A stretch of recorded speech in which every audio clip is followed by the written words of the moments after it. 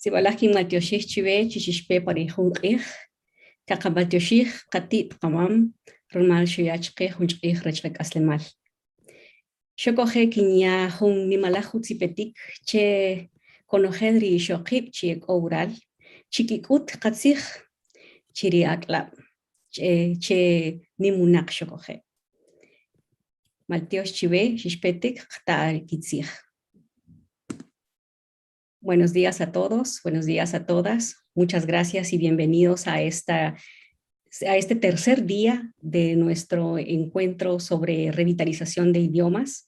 Estamos ahora en el webinario que se trata de las voces indígenas de las mujeres y cómo ellas están apoyando al proceso de revitalización y retención, promoción de los idiomas indígenas.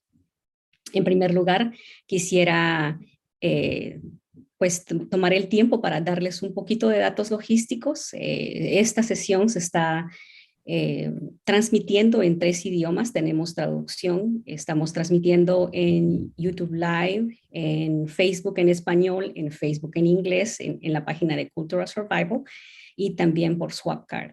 Entonces, están disponibles estos 3 idiomas, solo tienen que entrar al icono del mundito en rojo que está abajo de la pantalla que está transmitiendo y pues ahí pueden acceder a la traducción. También les comentamos que creo que tenemos un poquito de retransmisión en el idioma ruso. Entonces, pues les damos la bienvenida a las participantes que están el día de hoy. También quisiera recapitular lo que se vio el día de ayer. El día de ayer tuvimos unos webinarios, unas presentaciones excelentes sobre iniciativas comunitarias en la revitalización de los idiomas.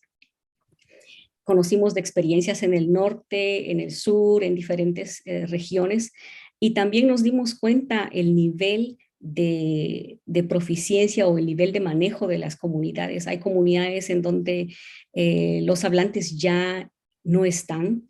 Hemos visto experiencias donde los hablantes solo hay hablantes que ya son mayores y ha costado la transmisión a las nuevas generaciones y aprendimos también sobre las diferentes metodologías que se están incorporando.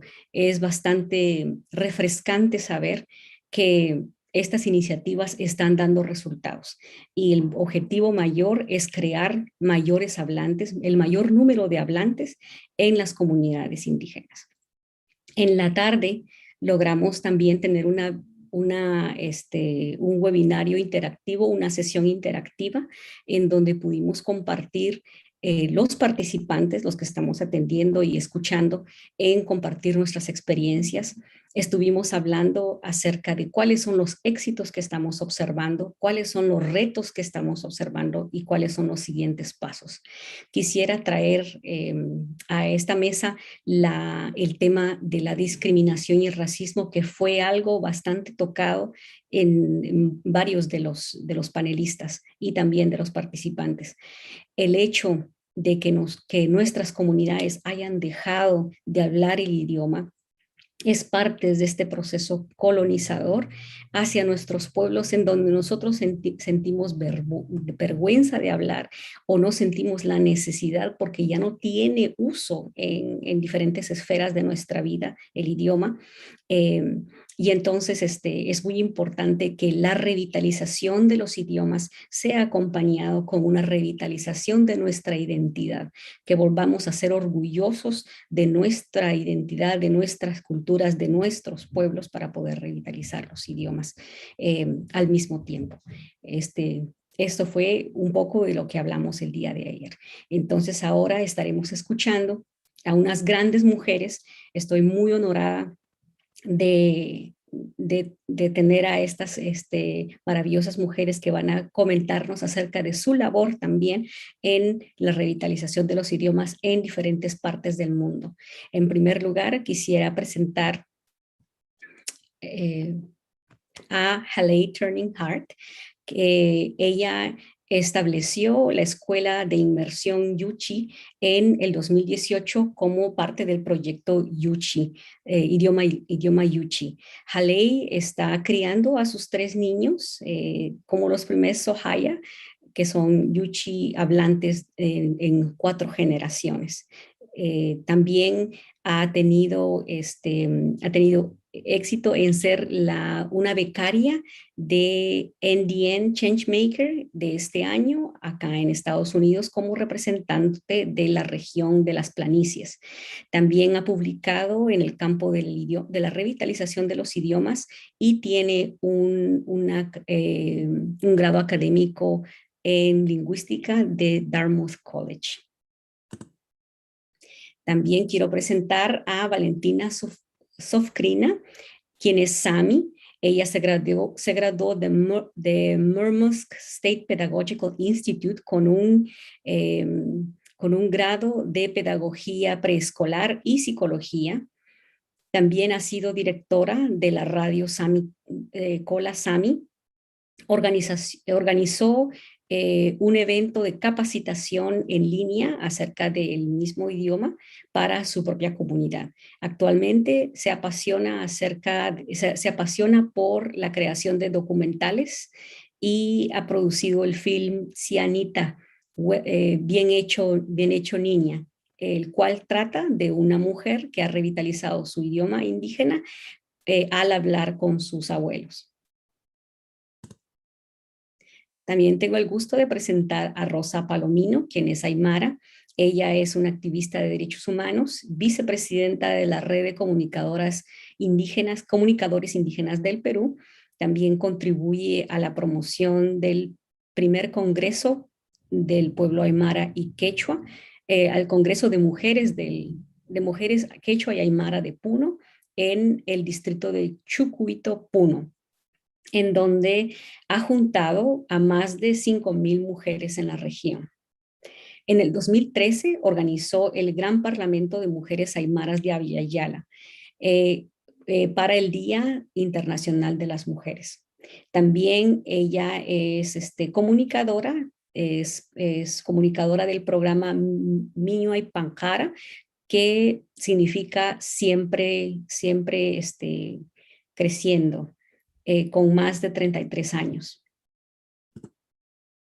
Tengo el gusto de presentar a Vanessa Farrelly, que es Pertame, Southern Arrernte, que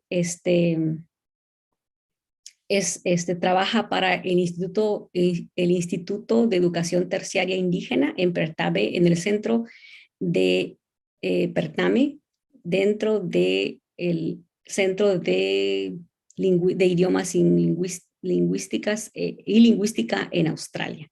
También tiene una maestría en investigación. Es una estudiante de maestría de investigación y en el instituto posgraduado Bachelor. Tiene experiencia coordinando la revitalización, el programa de revitalización del idioma Pertame, y trabaja con ancianos de su comunidad para organizar campamentos al aire libre, escuelas para vacacionales y clases en las escuelas, y también lecciones de idioma a nivel comunitario. Finalmente, quisiera presentar a Mulenki, quien es Maasai.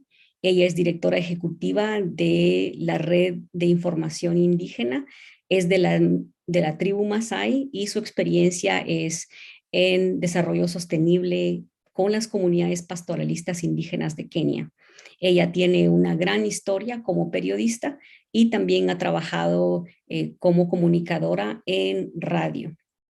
Ha coordinado muchas capacitaciones en desarrollo comunitario y también desarrollado capacidades para las comunidades nomádicas pastoralistas que también que están en Kenia. También utiliza el conocimiento tradicional indígena y también incide en conversaciones sobre biodiversidad. Bienvenidas a todas las compañeras. Es un gran gusto tenerlas con nosotros el día de hoy. y pues vamos a proceder a que cada una se presente. Vamos a tener un momento para que cada uno se presente, por favor, y vamos a empezar con Lucy.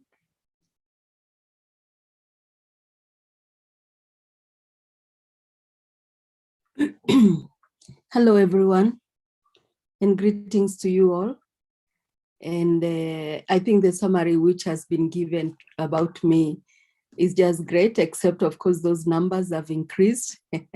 I was telling her at the beginning that people will always go back and get the history, but I like it also because it reminds me where I've come from. I'm a Maasai from Kenya, and I work actually for different communities, not only in Kenya, but East Africa, because in Kenya, Uganda, and Tanzania, and even in DRC and other countries, we have in Ethiopia and Somalia, we have different pastoralist communities flowing from one country to the other.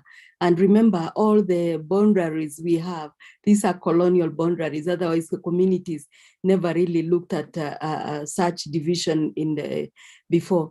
I work in the area of women's rights, indigenous people's rights, development, and I've been, as you've been told, I was a journalist sometimes some years back. I had worked for about 17 years with broadcasting, doing environment and development issues. And this is what motivated me and carried on to work with different communities with a special focus on indigenous women and indigenous youth and also the elders, because we do quite a lot of other issues on environmental justice, issues on biodiversity, climate change, sustainable development, and so on. So those are some of the areas that I work in addition to the women's rights and children's rights and so on, and indigenous people's rights. So I think I'll stop there in terms of introduction, unless you want me to continue further. But I just want to say that thank you very much, Cultural Survival.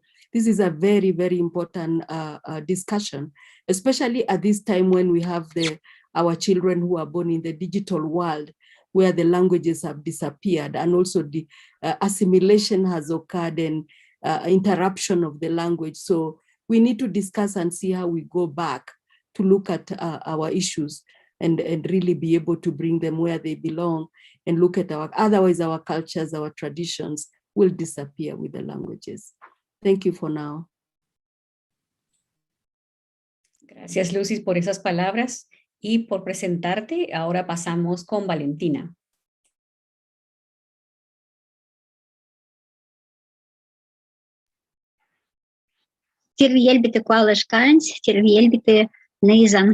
Здравствуйте, дорогие друзья, здравствуйте, женщины, с которыми нас сводит судьба уже несколько месяцев, потому что недавно закончилась вторая Всемирная женская конференция, где мы все были вместе и решали очень важные вопросы именно в жизни женщин. И сегодня конференция показывает, что какой бы вопрос ни поднимался, то женщина всегда присутствует и ведет эту работу, порой даже она бывает незаметной. Поэтому я очень благодарю всех женщин, с которыми здесь мы сегодня общаемся, благодарю организаторов, которые пригласили на конференцию. Я сама Saami из Мурманской области, живу в России. Нас всего 1599 человек в нашем регионе. Это очень маленькая группа, которая занимается в основном оленеводством, охотой, рыболовством и собирательством. Но время идет вперед, и происходит определенная экспансия наших территорий, и приходят промышленные компании, приходит освоение. И, естественно, мы уже не те Saami, которые вели полукочевой образ жизни, а в основном работаем по профессиям таким, как медицина, образование, различные направления нашей жизни. Поэтому я думаю, что нам есть о чем сегодня говорить, и именно в этом направлении, как сохранять свою идентичность через язык, через понимание нашей природы. И поэтому я очень рада, что сегодня принимаю участие. Спасибо.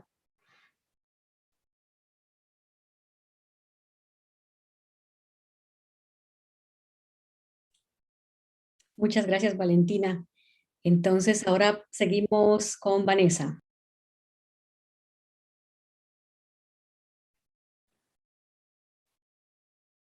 Warda Arangaramara, Arrernte no kanama Vanessa ngala Farrelly yinga kwara Pertame dakara Arrernte Arrernte, Mura kudan nanala rilla Arrernte mabaka, nurna anjirama itlurichika, rilla nguya maba yarkala ba rilla nguya maba yardanama.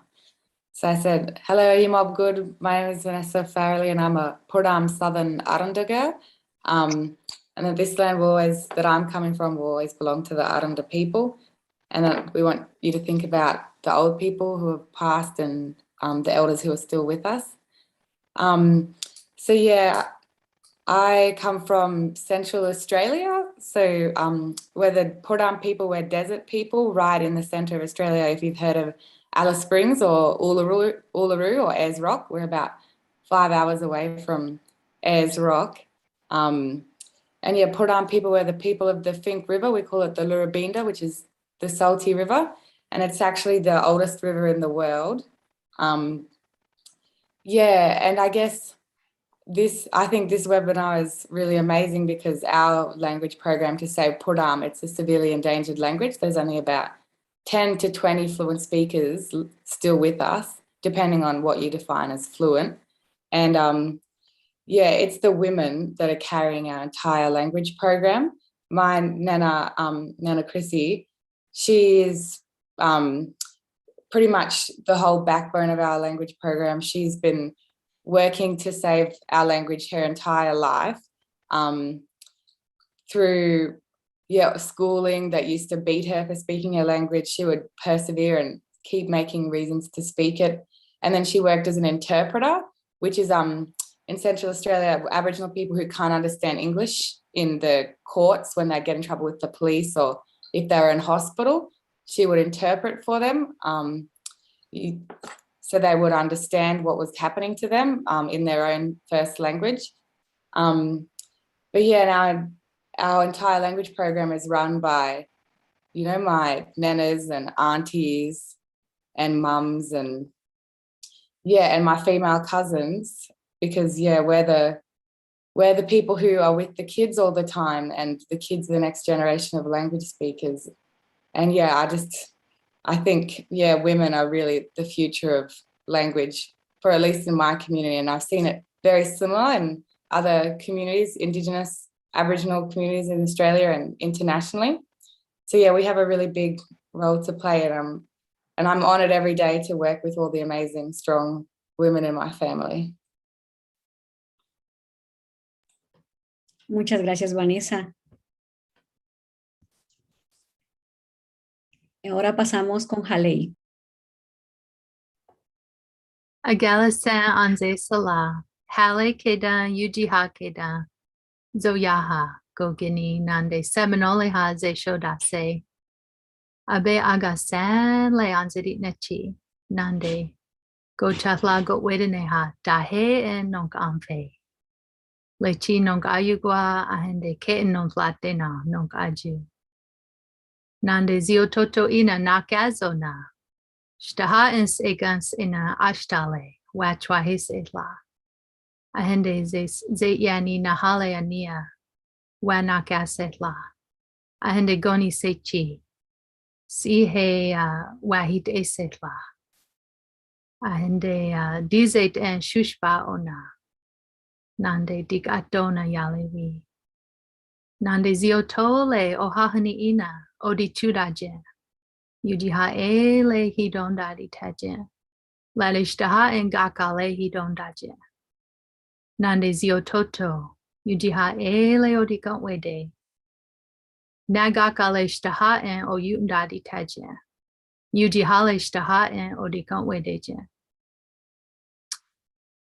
San leke asota ake enchi. I wanted to greet you all in my Yuchi language and uplift all of the powerful women on this panel, and also special appreciation to Cultural Survival for leading this conference and this important discussion. I'm very honored to be here, and to tell a little bit about my language journey as a Yuchi woman. And first, as a language learner, I'm a second language speaker of our language, and spent many years teaching the language. And then when my first child was born, I became a mother, and I knew then I was starting my important role as a language bearer for our people. That this is why I had been learning the language, to pass it on to my children. And so now I have 3 children I speak to in our Yuchi language all the time, 24/7. So in the morning when they get up, I say, Agalasan anzidi nechisanle. And before bed, anzidi tayule sa itsa agahe anzidi ne. And everything in between is all in our language. And so this is a difficult thing. There was a time when I thought our language would end with our elders, would end with me. But now I have new hope, and I'm happy to say I have a living language because our children now speak. And once again, we have first language speakers in our community, in my family and in other families that we work with through our Yuchi language project. Our people are Zoyaha. In our own language, we're called Zoyaha. And this means children of the sun, people of the sun. And when we think about the role of women in our worldview, the sun is a woman. And our people are created from her blood, her menstrual blood falling to the earth. And so we're a matrilineal people, and our elders have mostly been women, as Vanessa was saying. I worked with each of these beautiful elder women who have carried our language and passed it for generations, mother to child, breath to breath. And I'm very humbled to now be part of that line and to restore it in our community. As our elders are passing away, now we're raising our children to speak. And we're situated in what's called Oklahoma in the United States, in this colonial context. And our lands, Agamfa iha jile yujiha ina odabale chica. Our people's lands are in the southeastern United States. And now we were forced here and are displaced from our original lands. But we're carrying on our ceremonies, we're carrying on our language and culture, and coming together every day to speak our language. And I feel like this is the most important thing we can do as Indigenous women, to wake up every day, talk to our kids in our language. And it's an act of resistance. For many years, our language was oppressed, and it still is in many ways. But when we wake up every day and speak, keep it alive in our homes, in our families, in our communities, we know we will keep it alive and it will not pass away. So this is my passion, and my passion is hearing children speak their first words in our Yuchi language, and I've been blessed to see that in my lifetime. San leke asota, akele. Muchas gracias, Halay, y felicitaciones por esa capacidad de poder pasar el idioma a las nuevas generaciones. Ahí sí que muchos pueblos estamos contentos por este éxito del proyecto que tienes, el proyecto propio y el proyecto comunitario del idioma Yuchi. Pasamos entonces a la presentación de una señora muy querida, de la señora Rosa Palomino. Por favor, adelante. Muchas gracias, Paisuma, Hila Culiacanaca, Arunt Apsmawa, Camisaraki Sasina, Nayasti Rosa Palomino Satatua, comunicadora Aymara, Yucamaraki, conductora, Apnacarakta, Irnacarakta, programa Wiñay Pancara, Ucachicancha Siracto a la red de comunicadores indígenas del Perú, Ucamagua. En verdad, yo como comunicadora aymara me siento feliz y contento. También les quiero felicitar y un fuerte abrazo a todos los organizadores. En verdad, yo que me siento en este evento grande internacional en el mundo, yo me siento feliz y contento. Yo como mujer comunicadora aymara sí he trabajado bastante, mucho haciendo diferentes eventos, encuentros regionales, encuentros distritales hasta de los a ellos, intercambios para fortalecer nuestra lengua. He trabajado mucho con los adultos y mucho me han enseñado también los adultos. Aquí en el altiplano, mayor parte de los aymaras quechuas tenemos nuestra propia lengua, pero se estaba yéndose como para perder y entonces yo fortalecé con el programa que conducimos, Wiñay, Pancara, siempre floreciendo, es en castellano. En ese sentido que también soy miembro ejecutiva también de la organización Unión de Mujeres Aymaras de Avia Ayala, UMA, ¿no? Entonces, paralelo, es decir, como marido y mujer va con la comunicación y con la organización. En esa forma se fortalece la organización y la comunicación. Si no hay nuestra lengua, no hay identidad. La comunicación en nuestra organización es la columna vertebral. Al hablar de la comunicación, si hablamos bien, yo creo que educamos muy bien a la población. Si hablamos mal, ya también. Es decir, el cerebro de la humanidad. La comunicación es fundamental. En ese sentido, por eso yo me siento contento y feliz. Y también hemos realizado bastantes capacitaciones, eventos, talleres con los centros educativos, con los alumnos en escuelas, en secundarias, donde participaron con sus alumnos los profesores. De esa manera nosotros fortalecemos nuestra lengua. Por eso estoy contenta y tengo también la transferencia de trabajo de comunicación con mis hijas, hasta mis nietas. Yo me siento feliz, contento tener una nieta que se llama Sumita. Es bonita, en mi lengua aymara es Sumita.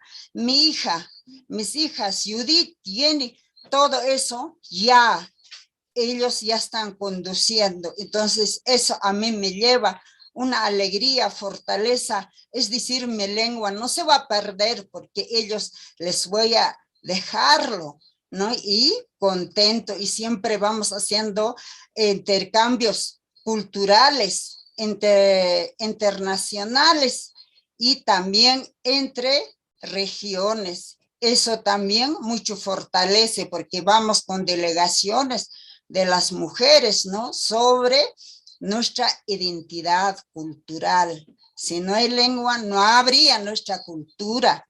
Eso es lo más importante para fortalecerlo, porque ahora aquí en el país, Perú, ya casi que ya lo están viendo de que tener, ¿no? Las instituciones, el nombre de quechuas, aymaras, porque hablamos aquí en la región Puno, quechua, aymara. Entonces, en ese sentido, bueno, nosotros como comunicadores indígenas, toda la situación, la coyuntura de nuestro país, en nuestro programa, nosotros hablamos y decimos, y entonces en ese sentido la población donde trabajamos con las organizaciones sienten feliz, bien identificada con nuestro programa Wiña y Pancara. Hasta ahí sería, claro, hay mucho que hablar, pero el tiempo no nos espera. Halay causacho. Muchas gracias, doña Rosita. Pues estamos acá con estas mujeres tan hermosas Ahí sí que entregando no solo su vida a su familia, sino que a su comunidad, con su trabajo, con sus esfuerzos en el tema de revitalización. Y como lo podemos ver, no solamente están trabajando en el tema de la revitalización, sino que mucho más allá, con otros temas, con otros aspectos que afectan a su comunidad. Empezamos entonces la primera ronda de preguntas. Esta ronda de preguntas va a ser para Lucy, Valentina y Vanessa. La pregunta es, ¿cuál es el rol que las mujeres están teniendo en la transmisión de los idiomas a las nuevas generaciones en su comunidad? Empezamos con Lucy, luego seguimos con Valentina y luego con Vanessa. Tenemos 7 minutos cada una. Thank you very much. And one thing, our communities, the Maasai, the pastoralists, and all other indigenous communities we have in Africa, a mother is a very important person in educating, in giving that learning process for the baby, from the time the baby is born up to even when they are still adults. And the woman continues with that work throughout her life, because this is part of the work that she's supposed to do. In fact, in Africa, we say, if you educate a woman, you are educating the whole generation. And if you just educate a man, you are educating an individual. And I'm not saying that because I want to discriminate the men, but this is something that the women, we all know from the time the child is born. And even in the community and everything, that the woman has a bigger role to really play. And from the word go up to the time when the child starts speaking, up to the child starts doing anything, it's the mother who really teaches everything. And also not only the mother, but we have also the grandmothers having a role to play, like our sister who spoke earlier on, and she had a lot to say. And it's really very interesting to even see how she has gone to another step of also giving that knowledge to her grandchild, which is also very, very important. So the process goes step by step, and that's the way we learn from our mothers, we learn from our aunties, our grandmothers, and even we as adults, we still have to learn to them. Language is a very important thing, because the language is our identity. It gives us, it tells us who we are. It tells us what community we come from, and even what community, but also where do you come from? Which area, which land do you come from? What is the, what is found in that particular land? If you look at different landscapes where indigenous people live, you will find that even the language, they could be speaking, like we speak Maasai, but Maasai is spoken by different communities also from the same Maasai people, but from different landscapes. And there, whenever that person speaks, you'll be able to hear a slight difference because it relates to that landscape. Even the dressing, even the colors they have, even the beadwork they have, there is something slightly that will show this person is from this particular landscape. This is the same language that will be also, and if you don't know the language, then you will not even be able to identify. That's the same language that tells you what is in that landscape, what biodiversity do we have, what are the birds that are in that, what animals are there. So it's something that we carry along. As pastoralists, Maasais, we live in harmony with nature. So at the same time where we are, the children start learning from the time they are young about what is around them, what is around their environment, because the environment, the land is very, very crucial and very, very important. Is that also makes the language, and that is what also makes the identity of each and every community where we come from, and every other, even if we have slight accents or whatever, we still know that this is where we belong to. It's also very important to know that even when we look at the issues of food, milk, and what we eat ourselves, all those names that we give, and the food that we eat and the clothes that we wear, all that comes together to make who we are, those cultures, traditions that we have, and even the sayings that help us to understand who we are and what our nature is, and what and how we have to conserve and protect our natural self, and and other issues within the community.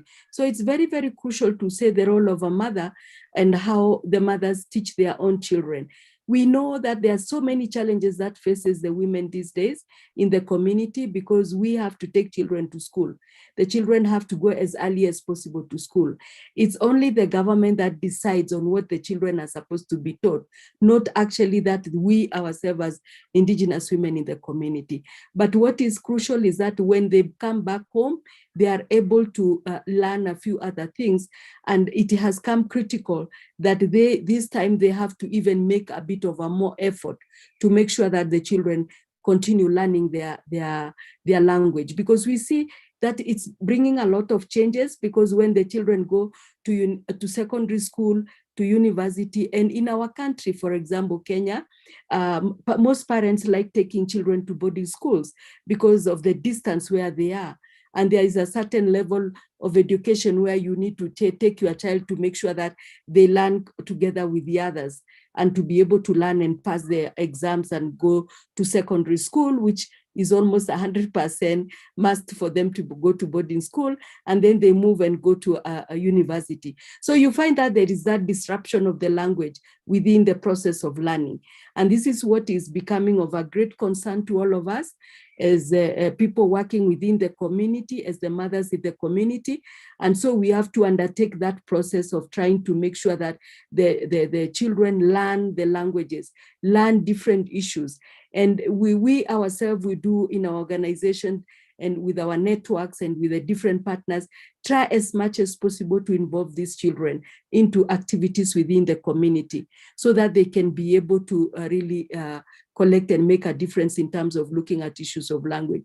When COVID came and there was that long period of limitation of movements, and of course, schools were closed and many things were, limited. That also, in another positive way, brought the people back to the ground and try to learn a few things here and there, and even for the children to get down now to learn more of language, which they didn't know. But that's not enough. That's when we even realize more that there is actually need to continue making sure that at the community level, we do teach the children and really make them learn the languages. We were happy when the UN did approved the decade of the languages because of the disappearing of languages, because that motivated us more to look at it more deeper and be able to learn a bit more. Another bigger challenge that we have always had is the issue of assimilation. People move from one place to the other. Communities get married to different communities, and sometimes even lack of recognition of those indigenous communities and their identity also makes them to be assimilated to other communities, and they lose their language very easily. Is a great concern for us working with Indigenous women and even with Indigenous people in general. So those are the things that we really also look at them and see that you can find one tribe actually conflicting in some few words here and there because of the way they have borrowed some words from other communities. So we really need to look at that and see that there are quite dynamics that we are facing at this era of the years from different communities. And we need to work collectively together as many years as we've been working together so that we can be able to make sure that we retain our languages and we try to get them back where they have really gotten lost. So the languages are related to where, as I said earlier, your landscape, your land, your home, your people, and everything comes collectively together. When you start speak, people may know who you are. So I think I'll stop there and then we can continue so that I didn't take too long. Thank you. Gracias, Lucy. Pasamos con Valentina. Por favor, si puede contestar la pregunta.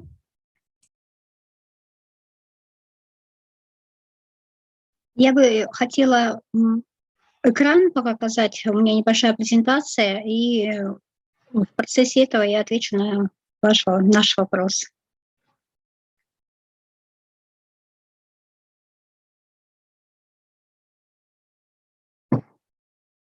Надеюсь, видно всем презентацию?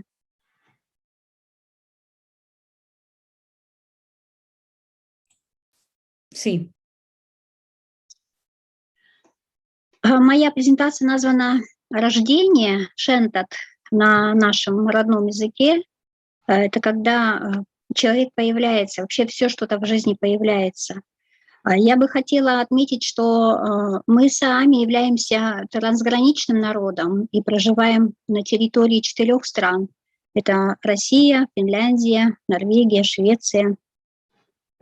И этим мы богаты, и в то же время нас разделяют границы, и это как раз является, можно сказать, препятствием для общения и возрождения наших языков или попытка, по крайней мере, сохранения его.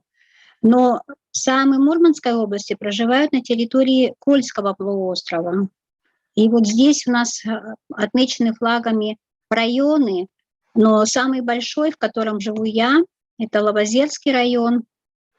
В нем как раз оказалось всего больше проживает моего народа, это 700 человек. И так получилось, что район стал компактным проживанием Saami, потому что многие из нас жили на побережье Белого моря, Баренцева моря, в других районах, но со временем прихода промышленности и металлизации нас переселили в район Лавозерский, район компактного проживания. И это отразилось, конечно, на сохранении и развитии языка. И в дальнейшем мы строим свое общение на знаниях старейшин, на знаниях мифов, легенд, истории. И у нас была уточка, которая создала нашу землю, вот такая легенда. То есть уточка все-таки это женского рода, и женщина — начало всего, что происходит в нашем мире. Наша природа наградила нас красотой и дает нам очень много положительных эмоций, и наша задача не забывать это и внести нашим детям и внукам красоту природы. Это и северное сияние, связанные с ним легенды. Это и рождение первого олененка, и рождение первого луча, который появляется после долгой полярной ночи. Наши предки оставили нам письмена в различных сигналах, знаках, рисунках, на камнях, на наших ритуальных инструментах, бубнах. Также наши предки оставили нам наш образ жизни, наш быт. И с молоком матери передается язык, который продлевает нашу жизнь посредством сказок, традиционных песней луфт, сказаний муштал. Мы, женщины, передаем свой язык через узор, который украшаем свои костюмы, головные уборы.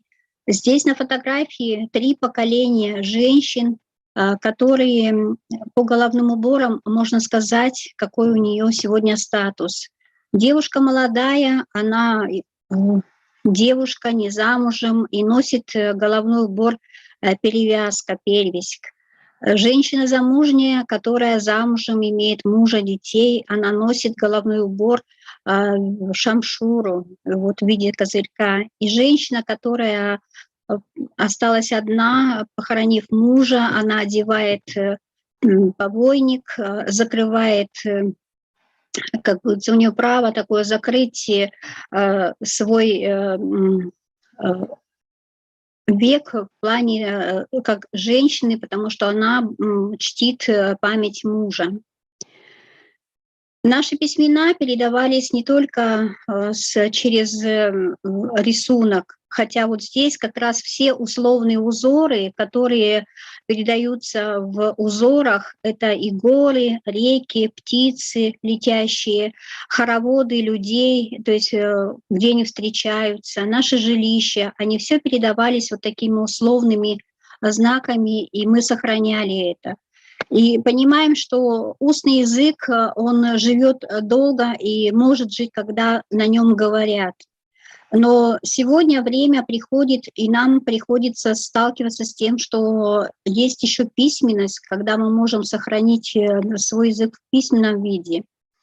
И тогда приходит время работать над различными книгами, букварями, азбуками, чтобы оставить детям это богатство. Наш язык, он младописьменный, то есть он рождался очень тяжело и трудно, и сначала он был на латинице, использовался латинский алфавит, затем первыми как раз занимались Василий Кондратьевич Алымов, и до 1931 года это было время становления письменности вообще всех коренных народов. Вот. И была основа взята за латиницу, но в 1937-м наступили очень тяжелые и сложные времена для России, прошли репрессии, и люди, которые у нас занимались саамским языком именно на латинской графике, были арестованы и расстреляны. В дальнейшем работа долго не шла, но получилось так, что возрождение произошло уже где-то ближе к 70-м годам. Но как раз, когда вы помните, в предыдущих днях, когда Ричард рассказывал о поколении интернатов, то мы как раз, вот я являюсь именно представителем из поколения интернатов, когда мы попали в нулевой класс и затем 11 лет учились в интернате. То есть из семей изымали детей, и, в общем-то, нам не разрешали говорить на саамском языке. Но, тем не менее, мы все равно между собой общались. То есть у нас на уровне понимания язык был всегда, и сегодня мы продолжаем эту работу. Сейчас у нас выросло поколение наших, вот здесь как раз авторская группа, которая разрабатывала алфавит. У нас выросло поколение людей, которые пишут на саамском языке, выпускают литературу. Вот. Мы не теряем надежду, что сегодня молодежь обращает внимание на наш язык, он красивый, певучий. Вот. Мы, естественно же, обращаем внимание на родословие, то есть мы восстанавливаем родословные и показываем, насколько богатый был большой род. И посредством этого мы стали проводить онлайн-курсы, которые позволяют людям прикоснуться к живому языку. Онлайн-курсы ведет у нас носитель нашего языка Нина Елисеевна. Я являюсь куратором вот этих онлайн-курсов, соединяю. Но у меня есть предыстория небольшая, сейчас я вам покажу, где мы говорили, подождите,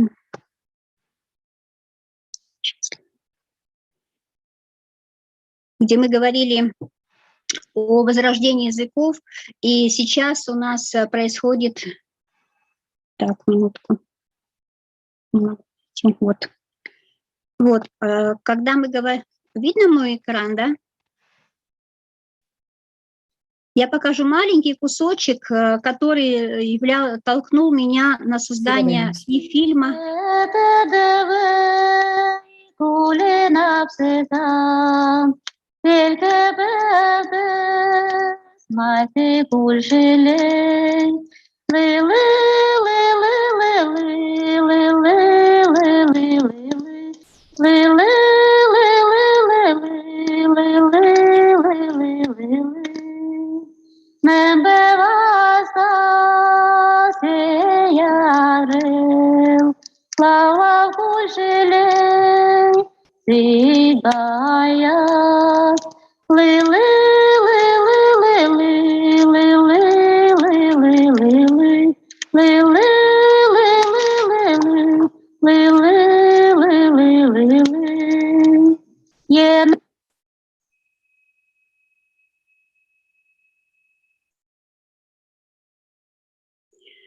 И вот здесь как раз, когда я увидела эти кадры, у меня, знаете, все внутри, как говорится, колыхнулось, что я жила, маленькая была, я съездила с дедушкой в лодке, вот на этих кадрах я там, это я маленькая, я ездила в лодке и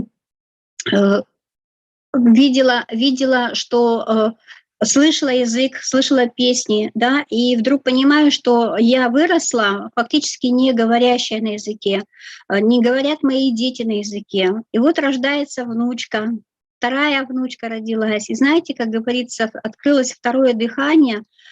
И вот эти кадры, они толкнули меня именно на то, чтобы я начала заниматься усиленно саамским языком. И сейчас у меня хорошее достижение, потому что вот год учебы и восстановления языка позволило создать языковые курсы, позволило создать фильм, который сейчас ждет проката, то есть он выйдет на YouTube, и в нем будет рассказана история женщины, которая посредством общение с людьми на улице, встречаясь в различных местах, все время говорила «Сама сарны, говорите по-самски». И вот сегодня у нас есть положительный момент, что если в прошлом году на языковые курсы записывалось очень мало людей, всего 10 человек у нас, то сегодня в этом году уже 20 человек. То есть на следующий год я уверена, что будет 30 человек, и мы вырастим своих преподавателей, которые будут вести такие курсы. В общем-то, и благодаря вот сегодняшнему общению, сегодняшней конференции, и у нас очень много положительного взято на, как говорится, на заметку, чтобы у себя осуществить. Это то, что было вот на первом дне нашей конференции, вчера говорили, и сегодня то, что будет услышано, это все будет передано и взято на вооружение для того, чтобы сохранять нашу идентичность, наш язык и передавать его нашему поколению. Вот, я хотела, конечно, маленький диалог, но уже говорю так, что шур паспе, а и мы дополняем друг друга.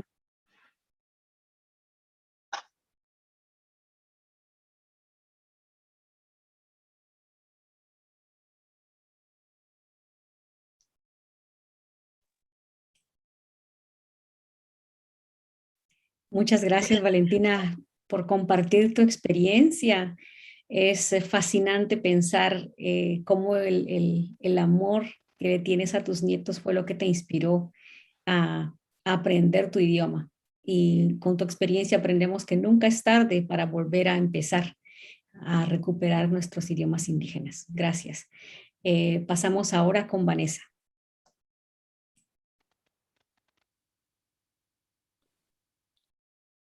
Hey everyone, I'm just gonna share my screen as well.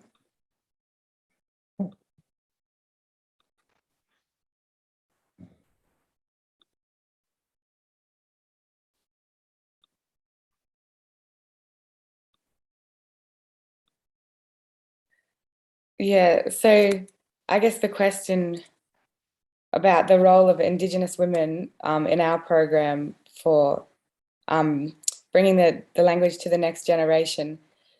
So I guess maybe we'll start with our Pertame queen, we call her my Nana Christabel Swan. And so I guess for us, it's really the grandparent and great-grandparent generation who are the fluent speakers at the moment. And a lot of their children are silent speakers, so they understand every single word that our elders are saying, but they just can't reproduce it themselves and speak it for themselves. And so what we needed to do first was to recreate the adult generation of speakers. And so, yeah, what's really worked is this using Nana Chrissy as our master in our master apprentice program, and her working with the adults, so her nieces and children really was what we were doing. And yeah, so this is a picture of our master apprentice program. So yeah, that's Nana Chrissy, our elder, and our adult silent speakers. So yeah, that's my Auntie Oriel, Auntie Leanne, and my cousin Samantha, and they're all silent speakers with fluent parents. And then myself, I'm also an apprentice, and then my niece, Shania. So we started off our Master Apprentice program with like young people or people in their 20s, based off Leanne Hinton's book. And there was a big focus on young people. But what we found was the young people had so many other competing priorities in their life. And it was actually the middle-aged generation, the children of our elders that really benefited from our Master Apprentice programs and were really committed. And they had their own children and grandchildren as well. Yeah, and so it's all women, and it wasn't on purpose, but as our culture goes, I think just because our matriarch is a woman, it just attracted more women to our program. But yeah, and then we've, as a part of learning, our apprentices also have started teaching the children at a primary school in Alice Springs, and also trying to take the language that they learn from our Master Apprentice program home with them and talk it to their children and their grandchildren. But yeah, and I think our primary school classes are so beautiful. We pull all our Pertame kids out of class for an hour every single week. And we're all family, and at the beginning we go around and introduce ourselves and we say who we are to each other. And yeah, I think the kids really appreciate having their PBs, which is great grandparents and nanas and aunties and cousins, coming in and teaching them and supporting them in their school and bringing their language and culture into the school. And yeah, I think once we create the adult generation of speakers, we want to do something similar to what Halay has done and focus on raising children with Pertame as their first language again. Yeah, and so that's a step we really want to get to once we can get the childbearing generation and the child raising generation fluent again in Pertame, rather than just our really old people, our really old women. Yeah, and yeah, I guess the kids, I don't know, it's just such a special connection we have with all our babies who we teach Pertame to. Yeah, we're just so proud of them. And yeah, for me, like when I first got back from New York, I was invited to New York for the United Nations Permanent Forum on Indigenous Issues by Halay and the Global Indigenous Language Caucus, and that's where we found out about the Master Apprentice program, which was to create new fluent speakers in the adult generation through immersion with fluent elders. I got back in the kit and I decided I wanted to go out on country with Nana Chrissy and take some of the kids and just try and speak nothing but Pertame with her. And I remember the kids being so shocked. They would like make fun of the language, talk gibberish and be like, why are you trying to talk blackfellow way?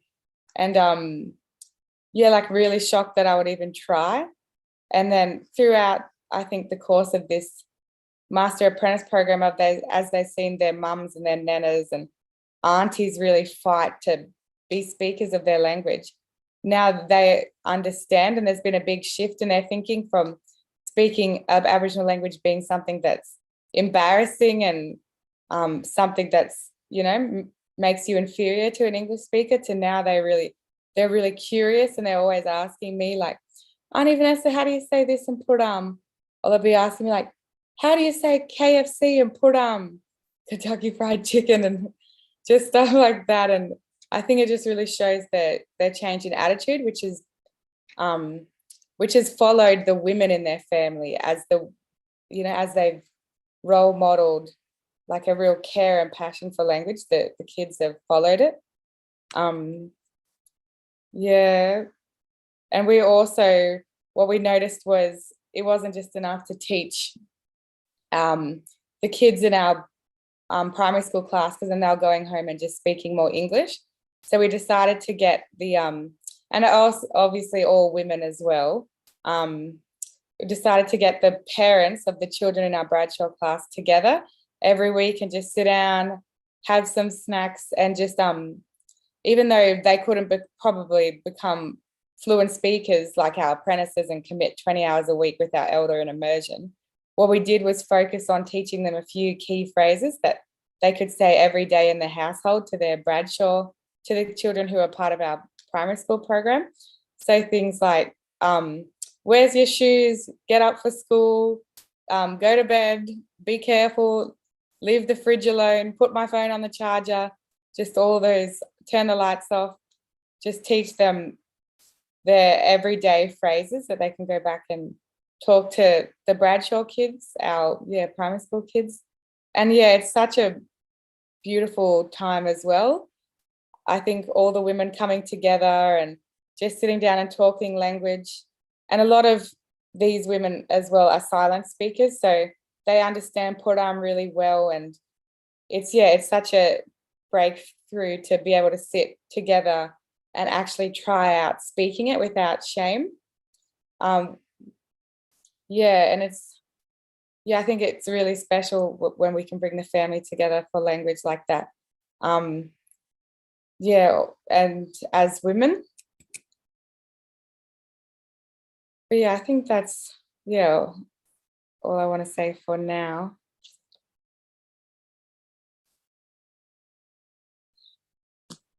Muchas gracias, Vanessa, por compartir tu experiencia, por este intercambio intergeneracional con el idioma Pertame. También les hago un recordatorio a los que están atendiendo este webinario, que pueden poner sus preguntas en el icono de preguntas, o ya sea que lo puedan colocar en el chat para que podamos tomar nota y poder contestarlas al final de esta sesión. Pasamos a la segunda ronda de preguntas, y estas preguntas van a ir dirigidas para Rosa y para Halay. La pregunta es: ¿cuáles son los obstáculos más grandes que las mujeres están enfrentando en la transmisión de sus idiomas a las nuevas generaciones, y cómo se están resolviendo dichos obstáculos? Pasamos primero con Halay.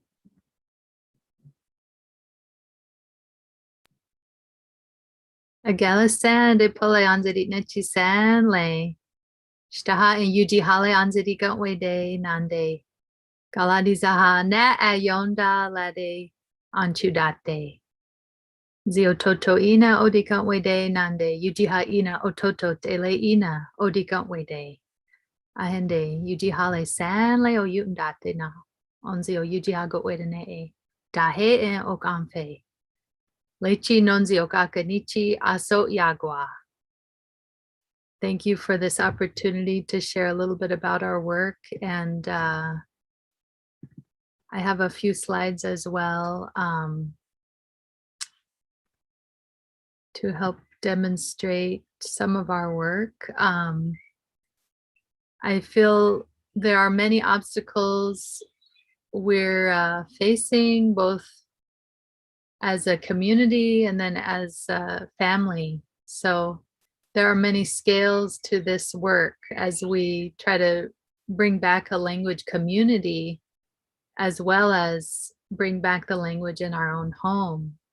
And first, I wanted to share this about something I say to my son. He's 5 now, so he's very aware of English, and he's very aware that Yuchi is the language I speak to him, but he hears a lot of English and he has questions. And sometimes he pushes back and wants to talk English, but I have to remind him who we are. And so this is about infusing love into our work and into our homes through the language. And we try to use our language for everything meaningful in our lives. Everything important we say to our kids. Hanip ajile yuji hale nenzidi gantwe deje. Agat ejile. So this line means, before you were born, I spoke to you in our Yuchi language from the womb. Agate yuji Halay zenikantwe dete hida ondaje. I knew that one day you would be able to speak back to me. Ondi yuji ha ke'ena. Ondi yuji ha ke'enha, ondi yuji Halay onkantwe de. We are Yuchi people here, and this is why we speak the Yuchi language. Nehashenkishta yuji Halay nezidi kantwe de. Wawahale sata nefafa. Neha esan lena. Your entire life, I will speak to you in our Yuchi language. And you'll walk on this earth many years, and your life will be good. Gathlam pale wesha gohantune wenzetia. And through our language, gohantune, the Creator will bless you and take care of you and help you. So lechi asogwadita. We do face many obstacles in creating speakers. So in our community, we see the need for new, fully fluent speakers to be language bearers, carry on the fullness of our language, and really embody the knowledge of our elders. And we seek people who are committed to carrying this out, and we try to develop them as speakers. And some of the obstacles I listed here are our disconnected lifestyle, both in the home, if we're not spending time with one another, or maybe we're looking at our phone all the time. How are we carrying on our language? So for me, I have to be with my kids all the time because I'm their language source. And I know for people who work outside the home, it's very difficult to do language work, and you have to make the money and make the finances to live in this capitalist system. But at the same time, how do we carry on our language when we're removed from one another? And so there are many obstacles there. Our diet and our health is a huge obstacle. So many of us are eating a diet that's not our traditional diet, and it means we're in poor health. And it makes it very difficult to learn our language and to have the energy to teach our language, because this is a high energy, it's a high energy, very demanding situation. We have to be on point all the time. And when I hear my kids speak in English, I have to remind them, Nagakale wede, Yujihale wede. So this is constant. It's an uphill battle, constantly reminding ourselves to speak our language and who we are. And then wellness and self-care. A lot of our families are dealing with issues that interfere with their ability to learn the language, such as alcoholism or drugs or violence in the homes. These kind of things interfere with language when our minds are tied up with other issues, and we can't focus on passing on the language and taking care of ourselves. And then our language habitat, we've had to intentionally create a language habitat where we can speak only our Yuchi language.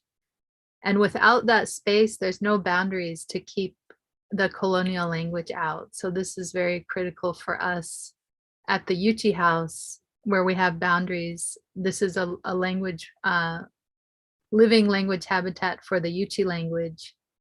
And even though outside we're in an English society. And then TV and media are a huge influence, especially in the home, where we see TV, if it's on all the time, there's English pouring into the home, and that interferes with our Indigenous language learning and our speaking to one another. So we have to have clear boundaries to eliminate that influence that's so constant and a distraction, and instead teach our children our own stories in our language. De ile odogwa ziototo ina.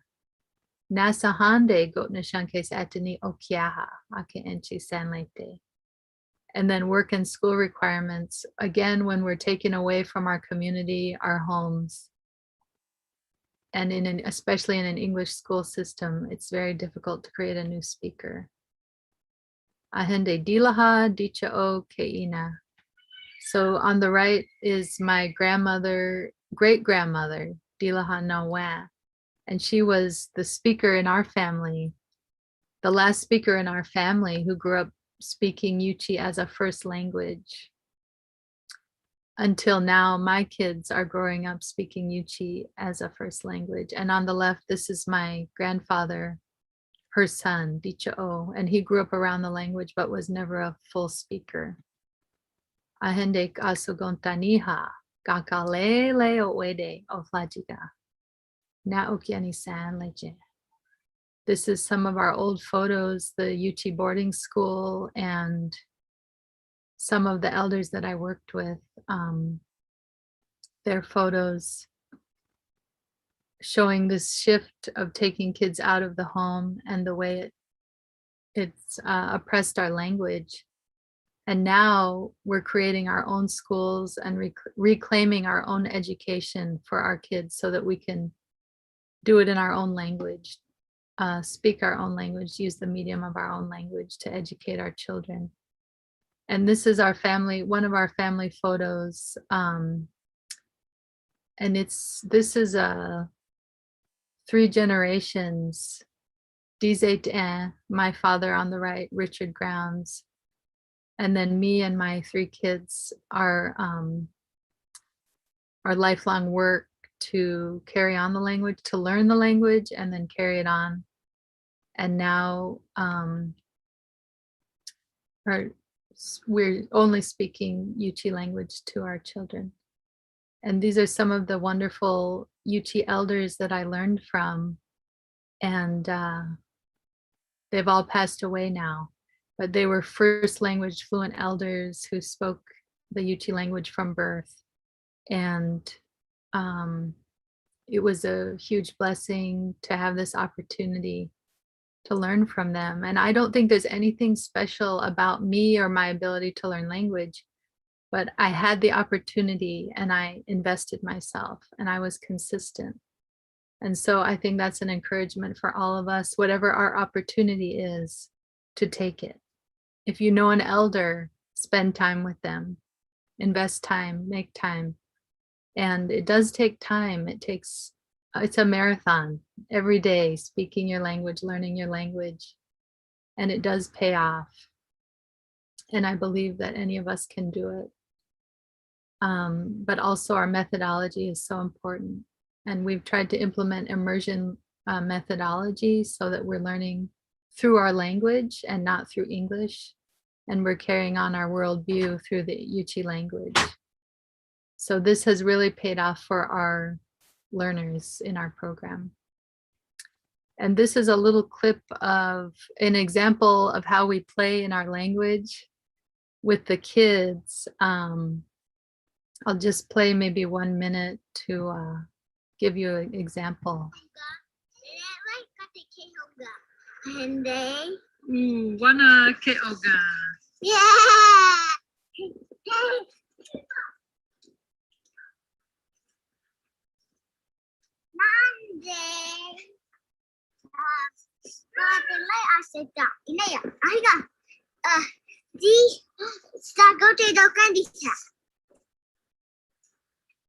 Oh, we got kitten shash to hot. We do that. Nane, we do.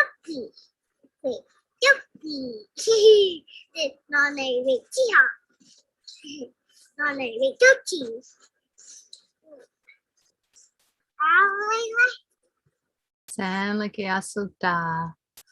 And we'll end it there for this part.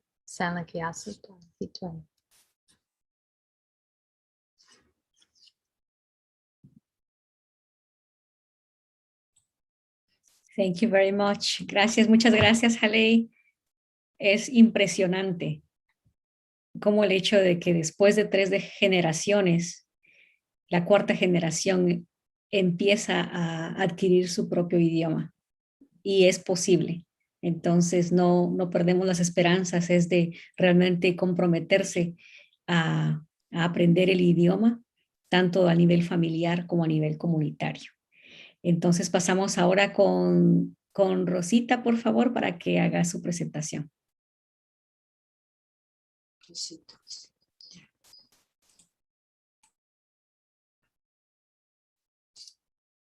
Bien, muchas gracias. Nuevamente estamos aquí. Yo lo voy a hacer mi presentación de vuestra experiencia de trabajo.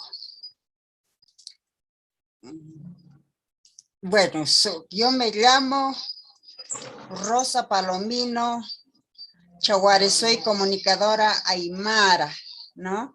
Entonces, en ese sentido, bueno, en relación de este punto, lo de las lenguas indígenas, es importante, ¿no? Entonces, expresión de una identidad colectiva de manera distinta, describir nuestra realidad, ¿no? Cómo vivimos en nuestra realidad más que en nuestra vida cotidiana, que vivimos con la chacra, con los ganados. La mujer es lo más primordial, ¿no? Que tiene que asumir, encabezar en la chacra, en los sembríos, echar la semilla a la tierra, igual en la cosecha, ¿no? La mujer es la persona más fundamental indicada, ¿no? En nuestra cultura, porque si no hay mujer, ¿qué sería nuestra sociedad y nuestras familias también, ¿no? Entonces, en ese sentido, yo creo que como lo están viendo, por ejemplo, ahí que estamos conversando con un profesor que está en un centro educativo que tiene sus guachitos, sus gorritas, que son unos chullos, nosotros denominamos, es el chullo de la virginidad de la mujer, ¿no? Entonces, hay también que los niños que van jugando, y hay otro que estamos conversando con una mujer que estaba escarbando su papa, y siempre es nuestro trabajo de la vida cotidiana como mujeres, que ellos siempre hay, y entonces conversan, ¿no? No tienen ningún problema porque ya nos conocen, y entonces nos hace alcance de estos testimonios, entrevistas, canciones, cuentos, lo que nosotros pedimos, y entonces eso lo transmitimos en nuestro programa, ¿no? Entonces yo creo que lo importante es la lengua. A través de la lengua transmitimos nuestra cultura, nuestra sabiduría, la identidad más que todo, ¿no? Los saberes de nuestros ancestros, la espiritualidad, todo lo que se maneja en los ancestros, las simbologías para la producción, para hacer las chacras. Entonces nuestros abuelos lo manejan, las simbologías de las plantas, de los animales, de los pájaros, y cómo va a ser este año, ¿no? Son indicadores para nuestros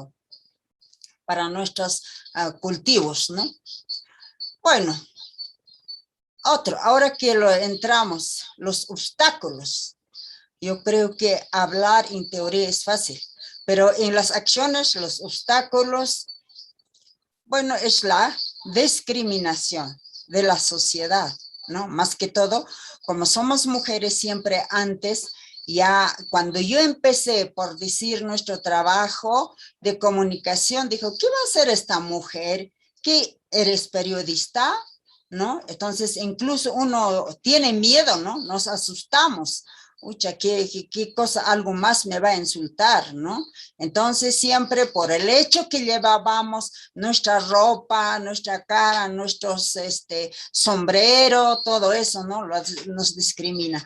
Pero en el proceso nosotros como mujeres también lo hemos enseñado.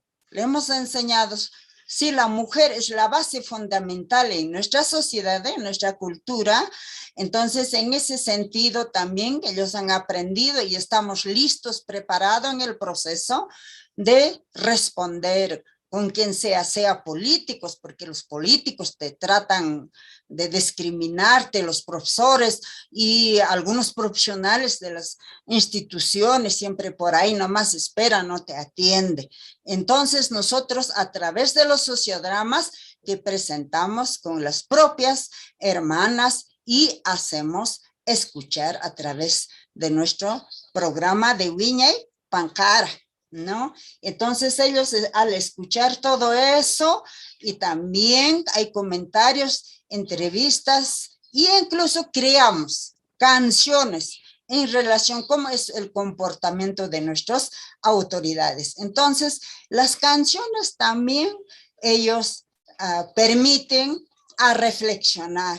Entonces, eso es lo más importante también. Igual modo también los cuentos creados y también los cuentos ancestrales, como era antes, ¿no? En ese sentido, todo, ¿no? Entonces, hay un poquito de que ahí estamos en el proceso de aprendizaje de la lengua, ¿no? En centros educativos, pero es decir, en escuelas, ahora se está trabajándose, antes no se trabajaba, ¿no? Estas lenguas originarias se está trabajándose, ¿no? En bilingüe, ¿no?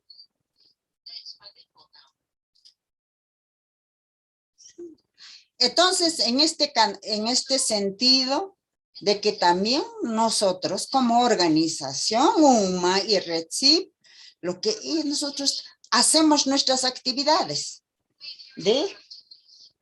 que también de talleres, ¿no? Entonces eso promovemos y sensibiliza a la población y también con su participación en acciones, ¿no? Entonces eso yo creo que es importante también de que nosotros lo que estamos haciendo a través de nuestros programas radiales, ¿no? Y en el Perú que también hay como lenguas son de 48 lenguas y 55 pueblos indígenas, ¿no? Entonces, yo creo que ese es en el Perú y de todas maneras se está fortaleciendo. Como mujeres también trabajamos y la mujer se trabaja y se lidera en todo el espacio del contexto, ¿no? Entonces yo creo que es fundamental que transmitimos desde la familia a la comunidad o a ellos en los distritos y provincias y también a nivel nacional, ¿no?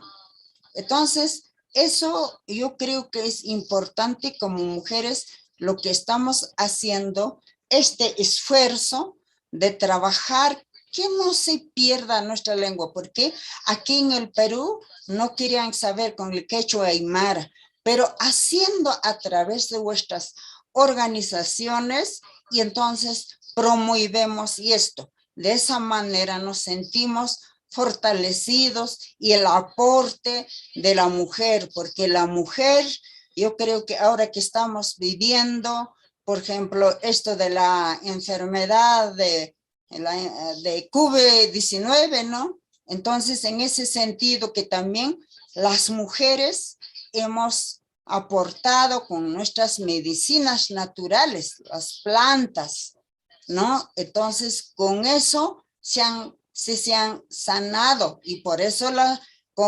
conversamos y comentamos con nuestras hermanas, decimos, en nuestros cerros y en nuestras pampas.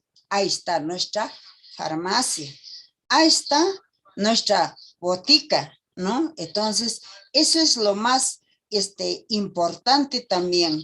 Por ejemplo, estamos viviendo el cambio climático, porque la mujer manejamos mucho más esta de la simbología. Entonces, en ese sentido, que las mujeres, lo que vemos es ya los indicadores que miramos y en nuestras comunidades, en nuestros a ellos, decimos cómo va a ser. Entonces yo creo que para este cambio climático, el cambio en todo el mundo, si no los consideran a las mujeres, podemos atravesar serios problemas. Pero en sí, la sabiduría, la simbología de que nosotros lo manejamos, las mujeres aymaras o quechuas, en ese sentido lo vamos a fortalecer nuestros conocimientos que nos han dejado nuestros antepasados de nuestra cultura del Tahuantinsuyo, ¿no? Entonces, en ese sentido, pensamos de que estamos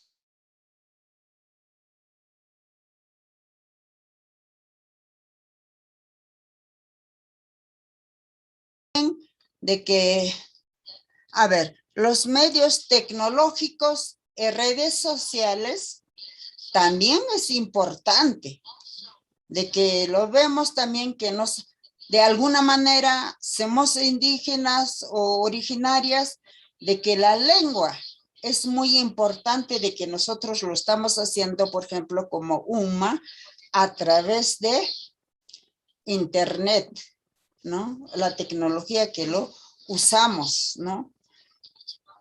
Y también los medios sociales que existen. Y también el desconocimiento de la importancia de las lenguas, porque hay mucha gente que no lo sabían, pues, también nuestra lengua. Y se les hace difícil, ¿no? Que si la lengua no se valora, pero ahora en el proceso de lucha de las organizaciones sociales, sí, se está valorándose. El conocimiento está visibilizándose, ¿no? La importancia de nuestras lenguas indígenas originarias, ¿no? Y también creo que el gobierno y nuestras autoridades no desarrollan políticas públicas a favor de las lenguas indígenas. Es otro problema también, ¿no?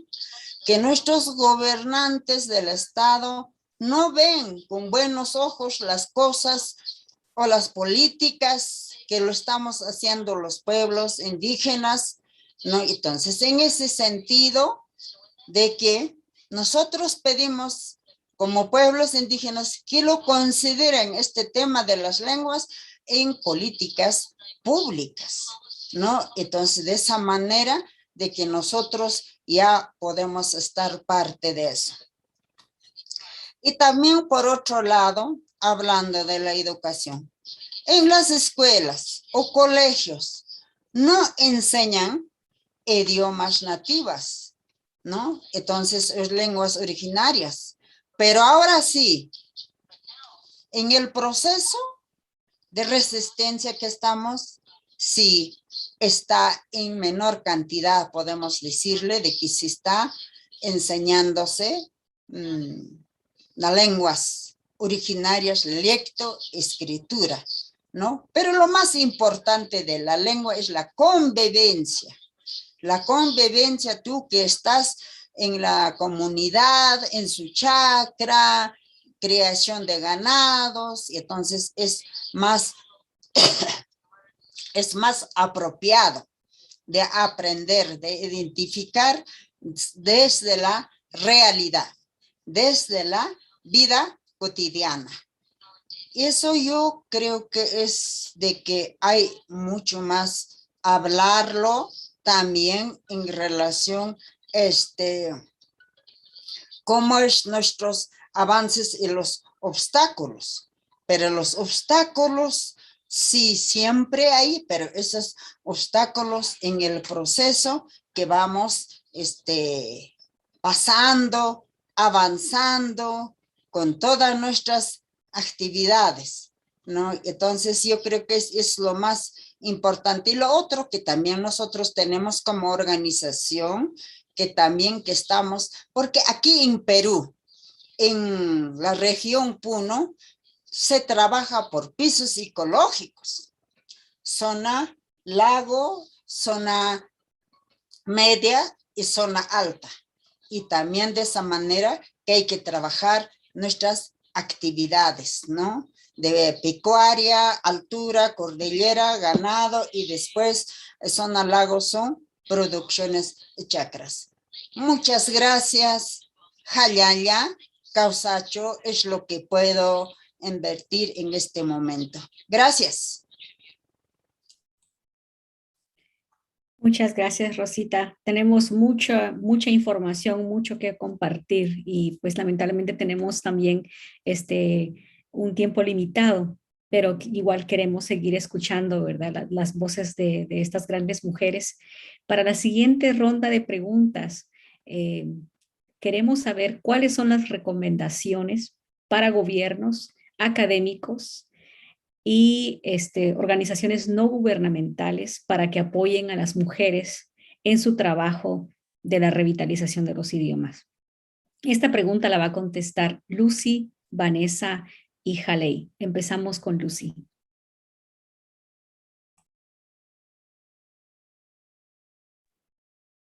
Thank you very much. And it's indeed, as you say, very rich discussion. And people can go on and on talking, and it's really very interesting to listen. I think one of the key issues that we have seen, and not only for us in Africa, but we have also seen that it's very important to have these particular recommendations to be able to make the governments, first of all, recognize and respect the rights of indigenous peoples and allow them to be able to have activities on revitalization of their local languages. As in Peru, she mentioned about 40-something languages and 50-something for the indigenous people. Here in Kenya, we have 47 recognized languages, but we have over other 20 pastoral communities languages. But at the same time, we have some of the communities who do not even have their languages. They lost their language so some years back, long time ago, there was that no support in terms of making sure that we retain those languages. And this is very critical for such minority groups and for those communities, because they continue being assimilated to other communities and they get lost in the midst. And even the children will not be able to do that, to be able to learn the languages. So it's very, very important to get support from the government to allow at least activities and programs that should be worked closely together with indigenous peoples' communities and ensure that we have those languages being taught in different ways so that they can be able to get back and learn those languages. And indeed, it's a challenge, but I think it's something that is very, very important. And also we would like to ask partners to try and fund activities and programs to ensure that the indigenous communities can be able to have, to get back their languages, to learn them, to know how are they written. It's interesting to see how other, they are learning even how to write those languages. In some of the countries in the continents that I come from, Africa, it has been very difficult to have some of those communities being able to write their own languages. So we need this support so that they can be able to really be able to learn. And not only to write and read, but also to get some other, important traditional knowledge that needs to be written, safeguarded, and also be able to be supported. And that's why we've been encouraging the indigenous peoples and local communities, and especially indigenous people, to have the bicultural protocols where they can have their own strategy as a community.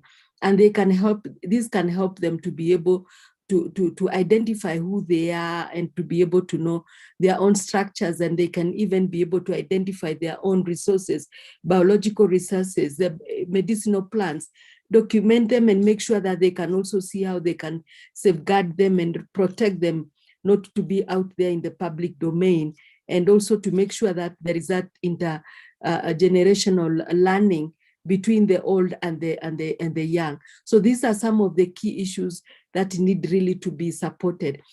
We have been collecting some data on climate change, and we are talking to the elders and to the women elders and men.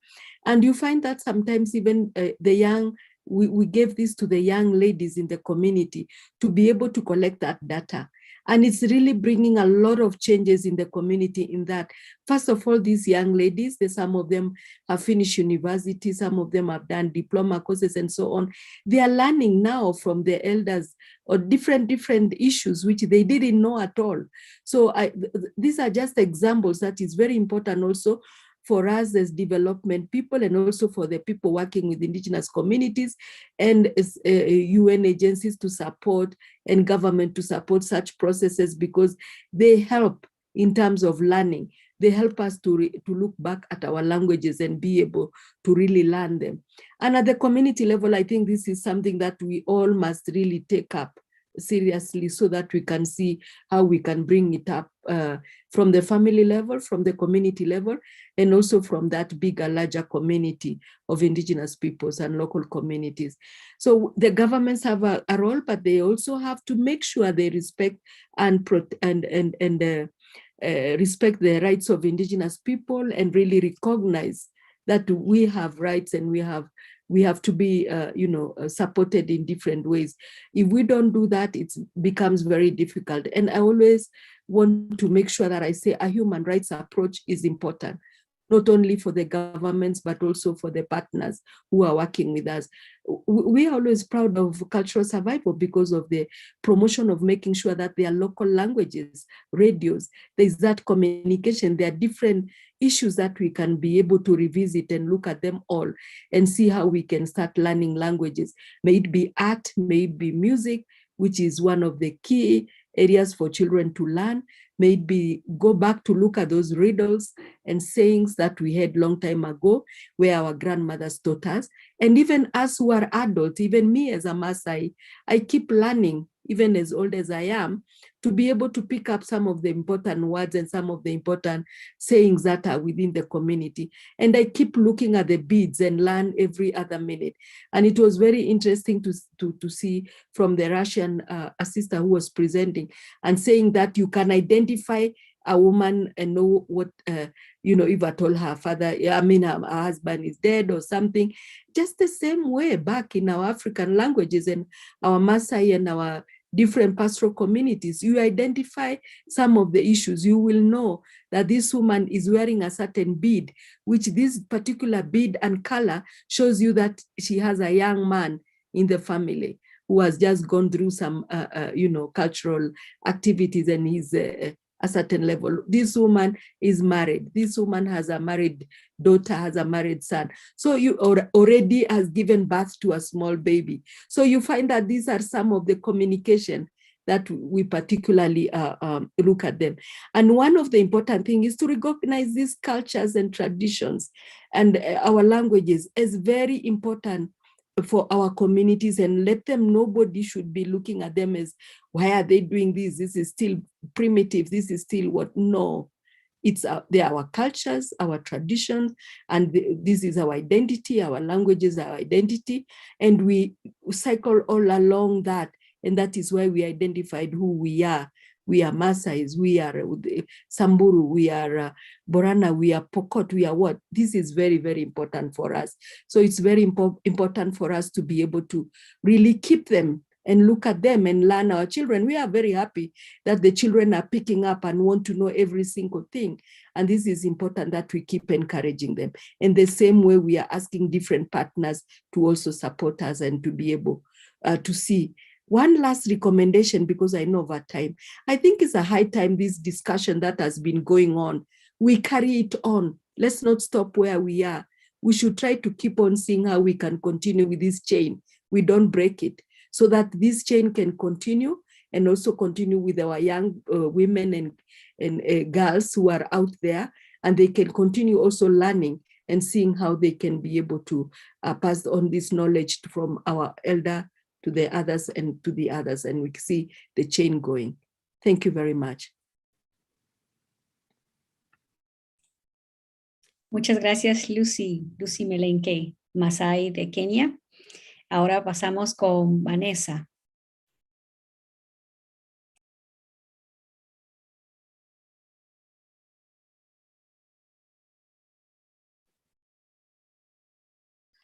I think I'm just going to keep it quick, but I think, well, especially in terms of the Australian government's support for language. I think everyone can relate when we know that government support for language is never enough, and it's never long term, it's always short. And there's never enough of it to go around for the number of language communities in Australia that want to revitalise their language. But for me, a big thing is the federal government's funding. They say that the goal is to create a new generation to create intergenerational language transmission. That's the goal of the funding. But then the things that actually their criteria for what they fund, it's all about producing like a resource, like a dictionary or a movie, something that they can hold in their hands and that's concrete. And we have so much trouble trying to get government to fund a project creating a new fluent speaker. They won't do it. They want to see a book, they want to see a dictionary, they want to see an app, even though it actually doesn't align with their goals of intergenerational language transmission, because, you know, who's ever gotten fluent off an app? It's not possible. It's not backed by any evidence or past experience. It doesn't align with our culture.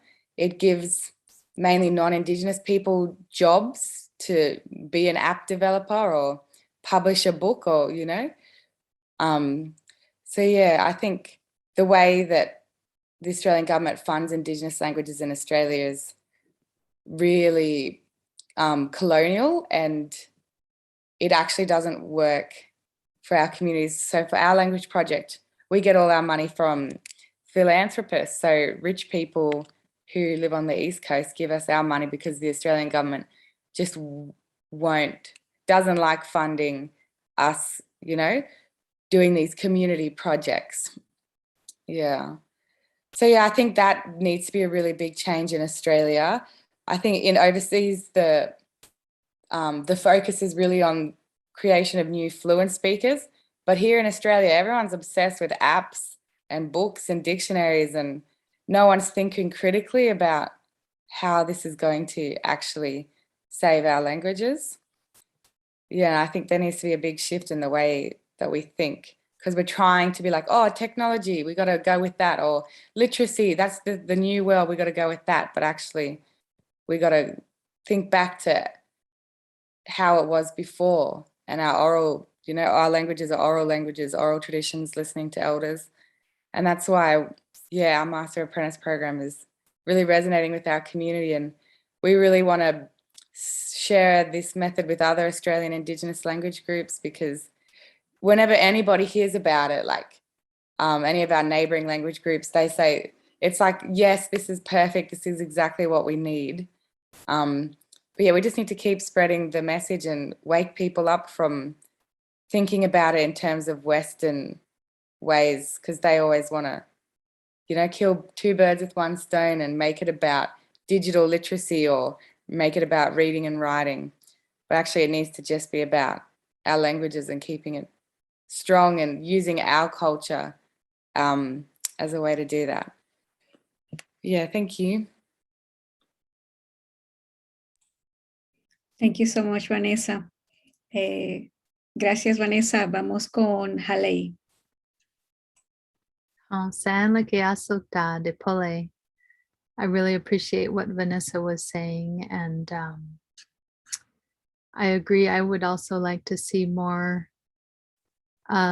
support and help for efforts that are being done by Indigenous people and for the community, not just extracting our languages from the community and trying to put them in a library somewhere, but we want to keep them alive as our living languages in our communities, as they have been for millennia.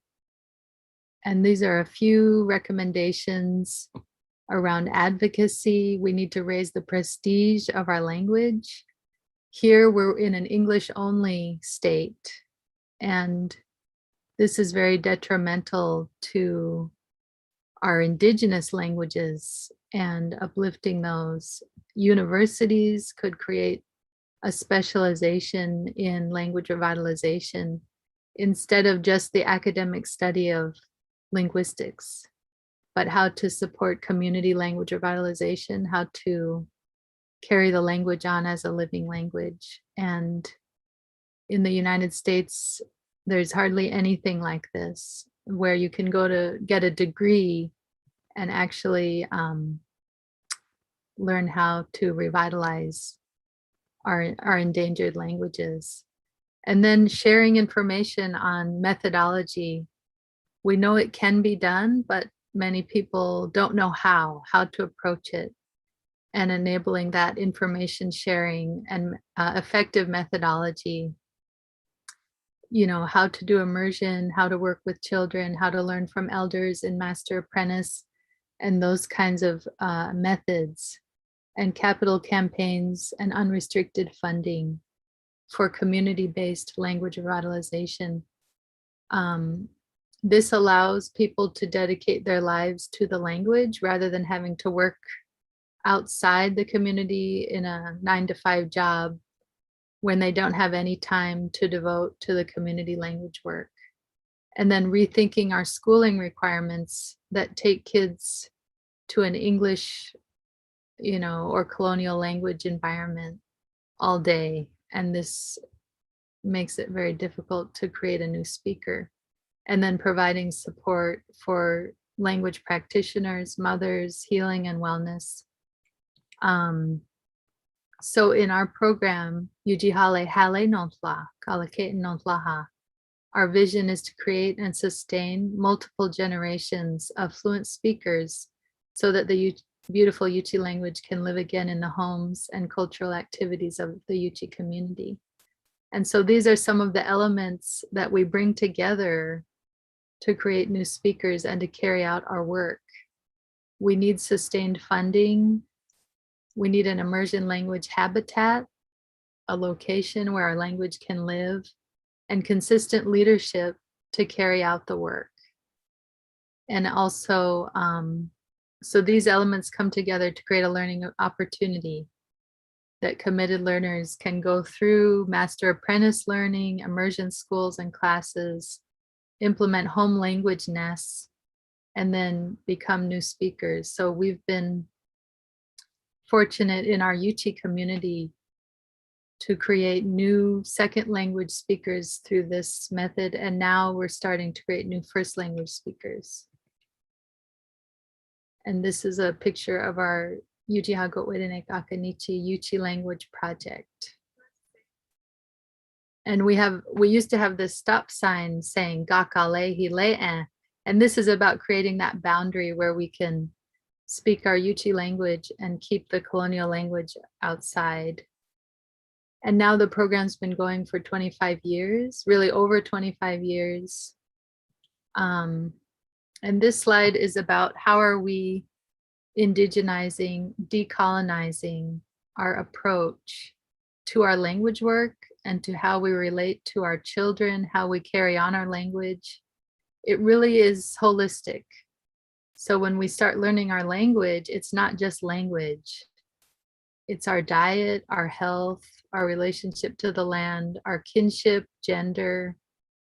You know, it's our literacy. For us, Yuchi is an oral language, and introducing literacy changes the way we speak and the way we understand our language. Finances, our names. We've given all of our children Yuchi names, and this is an important way we're reinforcing their identity as Yuchi people and affirming them in the world and giving them that confidence to share their Yuchi, their names in the English society. And this is all about, you know, coming together and supporting one another and our values. So these are a few photos of the program and some of the ways we've approached the work. I'll just end with this. It's a short clip of one of our second language learners. Her name is Sewethlane Gotiaha Sewethlane Desba Evans, singing to her baby.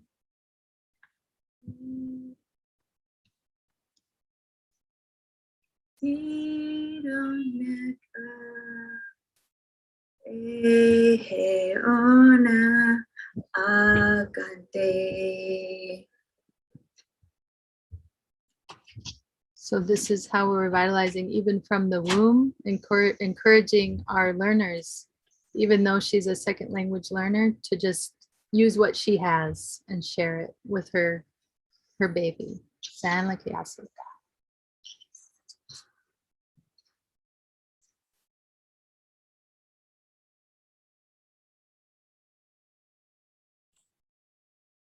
Muchas gracias, Halay, Lucy y Vanessa, por sus recomendaciones, muy buenas recomendaciones. También hago un recordatorio a todos los participantes, si no han llenado la encuesta para este panel específico, por favor háganlo en el swap card. Hay un icono que dice encuesta, que por favor entren y pueden llenarlo. Asimismo, quisiera comunicarles que este panel, así como todos los paneles de estos 3 días, van a estar disponibles en la próxima semana, a partir de la próxima semana en Swapcard, para que lo puedan ver algunas sesiones que tal vez perdieron o quisieran volver a escuchar. Bueno, y pues ya estamos casi llegando al final de este panel. También quisiera honorar a las abuelas que están acá presentes y vamos a pedir como nuestras abuelas, ¿verdad? Que son ustedes, Valentina y doña Rosita, para que también nos vayan dando ciertas recomendaciones, ya sea a los que estamos trabajando en el campo de la revitalización de los idiomas o para las nuevas generaciones. También nos gustaría mucho escucharlas en sus idiomas con estas últimos comentarios, últimas recomendaciones. Entonces, adelante, por favor, vamos a empezar con doña Rosita.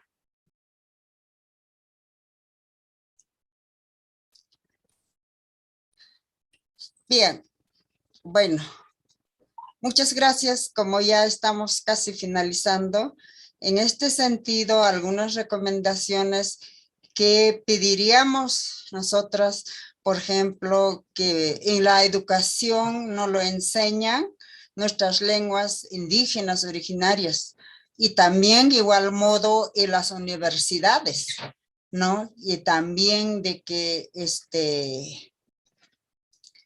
nosotros como UMA, que estamos trabajando con nuestro programa radial que se llama Uiñay Pancara, es decir, siempre floreciendo. La mujer siempre en el altiplano peruano es como una flor, partiendo de nuestras ropas, ¿no? Entonces, por eso somos también indicadores en la simbología que se maneja las mujeres. En ese sentido, que también de que recomendarle apoyo, ¿no? Apoyar, porque por ejemplo yo como comunicadora aymara siempre he trabajado a honores por nuestra cultura. Entonces, gracias con esos apoyos internacionales también, nosotros, vuestra organización, ha fortalecido la red de comunicadores de la región Puno, porque tenemos una red de jóvenes y de señoritas, estudiantes, y igual también que viven con la chacra, con el ganado. En ese sentido, que tenemos que fortalecer. Hemos hecho con esos jóvenes canto, poesía, cuentos en diferentes lugares, en diferentes distritos y comunidades, y a ellos con los profesores.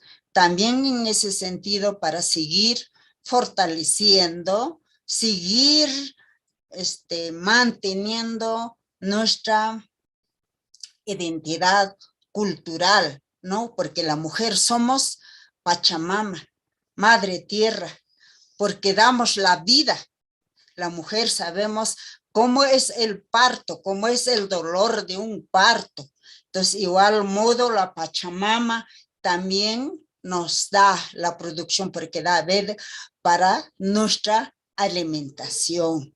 Entonces, en ese sentido, queremos que se fortalezcan nuestras lenguas originarias y como mujeres también nos sentimos orgullosos de aportar con nuestra sabiduría a la sociedad, en nuestras comunidades, a los jóvenes también, ¿no? Entonces, esto es, yo creo que es muy importante, ¿no? No sé, que legalmente yo me he sentido muy feliz y contento, ¿no? Y al final quiero mencionar y decirle de que yo tengo, este año yo le hice el libro, mi biografía de mi trabajo, desde aquellos años que empecé. Por ejemplo, yo a la edad de 15 años recién aprendí a hablar el español, porque yo he sido discriminado, todo, ¿no? Entonces, en ese sentido, yo le hice mi libro que pueden adquirir, por favor, tal vez será como propaganda, que de Amazonas, ¿no? Amazonas, entonces ahí está mi libro y ahí pueden verlo, más cosas si están interesados de nuestros trabajos aquí como organización y como mujeres. Ser mujer yo creo que es muy interesante y importante de ser Aymara, que estamos contentos y feliz. Hayaya, hermanos y hermanas, Hakisinkama, Mayurkama, Hilkuyakanaka, Hanaka Hauchartukuspante, sino que Naira Kataruk Atampacha, Saraska Kiñane, Akamund Pachana, Warminakawa, Naira Kataro, Kantañane. Lo que he dicho, sigamos adelante y que haya más eventos. La mujer siempre vamos a alumbrar como la luna que alumbra en la noche. Somos identificados con todos nuestros creadores del espacio. Muchas gracias. Hayaya, Causacho. Hayaya, Rosita. Ahora, si nos hace el honor, Valentina, por favor, a dar las palabras de cierre y sus últimas recomendaciones. Да, я сегодня очень с удовольствием послушала все выступления и очень согласна с рекомендациями, которые озвучили Vanessa, Halay, если я правильно сказала, Люси.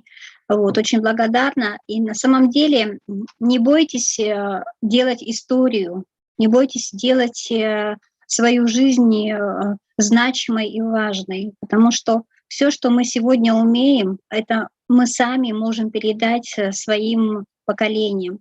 И главное этого не бояться. Меня моя бабушка всегда воспитывала и говорила, как и фильм называется, «Циянита», «Молодец, девочка». То есть двигайся вперед, никогда, если даже ты упала, поднимайся, действуй и работай. Сегодня есть возможности очень большие. Вот обычный телефон, на который вы можете снимать свои истории, сохранять для себя, в дальнейшем использовать для обучения. Главное, чтобы мы говорили. Сегодня правильно звучало, что язык должен жить, когда он звучит. То есть когда есть фон, когда ребенок слышит этот фон, значит, у него этот язык будет жить. Поэтому я призываю не бояться, не стесняться, как это было у меня, когда я снимала фильм. Я очень стеснялась снимать людей. Сегодня для меня это просто благо и награда, потому что я сейчас просматриваю кадры и вижу, насколько много можно оставить будущему поколению. Спасибо всем большое за участие, и я рада, что была такая возможность рассказать о своем народе, о своем языке, и вы больше узнали о нас, и мы больше узнали о вас. И считаю, что женщины коренных народов, они — это самая основа всего, что сегодня происходит в мире, потому что только коренные народы сохраняют те территории, на которых они живут, потому что они знают, что это очень важно для нас. Это наша кровь, это наша жизнь, это наше последующее, что мы можем передать нашим детям. Спасибо. Muchas gracias, Valentina y doña Rosita. También para nosotros, bueno, para los que estamos participando, es bastante interesante escuchar las voces de diferentes regiones y pues este es el trabajo que nosotros como Cultural Survival estamos apostándole a hacer esas conexiones entre las luchas indígenas y en este caso en la lucha por la revitalización de los pueblos indígenas. Agradecemos a estas grandes mujeres, líderes en el campo de los idiomas indígenas, en la enseñanza de los idiomas indígenas, por su aporte comunitario. Y pues a todos muchas gracias también por participar y les esperamos en la sesión de la tarde. In Maltioshich Cheiwonogel, Chishishpe Cook, Kamik, Reshogoje, Quakin Maltioshich, Nimishokip Shishpe, Shishpelok, Chichawek, Chpamri, Lichekichak, Chpanki Común. Muchas gracias, agradezco a las participantes, a las panelistas que nos compartieron su experiencia en sus comunidades y feliz tarde.